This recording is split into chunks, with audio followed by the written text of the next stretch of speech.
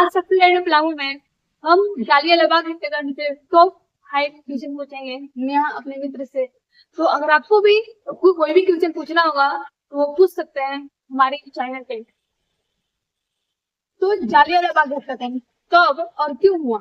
जालियांवाला बाग हत्याकांड 13 अप्रैल 1919 ईस्वी को हुआ है और उस समय रॉलेट एक्ट के खिलाफ लोग शांतिपूर्ण सभा कर रहे थे और जनरल डायर को लगता है और जो ब्रिटिश सरकार थी उसको लगता है कि ये लोग जो है वो विद्रोह कर रहे हैं या फिर ये लोग आपस में क्या कर रहे हैं, चर्चा करके यहाँ पे हमारे साथ विद्रोह करेंगे। ठीक है, तो उन्होंने बिना चेतावनी के, ठीक है, बिना चेतावनी के गोली चला देते हैं और ये औपनिवेशिक दमन माना जाता है।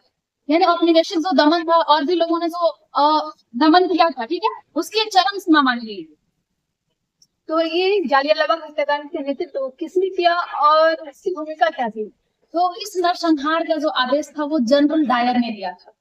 नाम से ही क्लियर है, जनरल डायर, ठीक है, उसने दिया। और उन्होंने बाग के जो जालियांवाला बाग था उसका एकमात्र संघरा रास्ता था, यानी पतला रास्ता था, उसको भी ब्लॉक करा देता है, यानी कि उसको जाम करा देता है, बंद करा देता है। ठीक है, और सैनिकों को आदेश देता है कि तुम लोग गोली चला दो। ठीक है, और बिना इसको चेतावनी के लगातार 10 मिनट तक गोली चलाया गया और उसका उद्देश्य था लोगों को सबक सिखाना और इसमें बहुत सारे लोग मारे गए। तो इस घटना के क्या प्रमुख कारण है? इस घटना के प्रमुख परिणाम आई थिंक शायद आप परिणाम पूछना चाह रहे हैं। तो इस घटना के प्रमुख परिणाम में पूरे भारत में आक्रोश फैल गया क्योंकि उस समय लोग एक फेस्टिवल सेलिब्रेट कर रहे थे। पंजाबी लोग अपना ये पर्व मनाने जा रहे थे, ठीक है, और वो लोग ऐसा नहीं था कि वो उसके अंग्रेजों के खिलाफ कोई विद्रोही नीति करने जा रहे थे। तो वो लोग क्या हुआ ना, इसका परिणाम क्योंकि पूरे भारत में आक्रोश फैल गया और उसी के परिणाम स्वरूप महात्मा गांधी ने असहयोग आंदोलन की शुरुआत भी 1920 में की थी। तो हंटर आयोग क्या था और इसकी क्या भूमिका थी? हंटर आयोग, जब जनरल डायर ने ऐसा आदेश दिया तो उसकी जांच कराने के लिए ब्रिटिश सरकार ने आयोग का गठन किया जिसे हंटर आयोग के नाम से जाना जाता है। और ये जो आयोग था उसने जनरल की जांच करने के बाद लेकिन इसको कोई कठोर सजा नहीं दी। तो भारतीयों को नो डाउट की लगा, ये उन लोग को लगा कि ये पक्षपातपूर्ण हुआ है।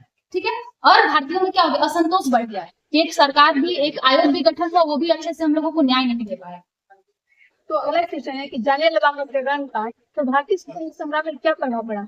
जालियांवाला बाग हत्याकांड का भारतीय स्वतंत्रता संग्राम पर प्रभाव की बात करें, इस घटना ने स्वतंत्रता आंदोलन को एक महत्वपूर्ण नई दिशा दी।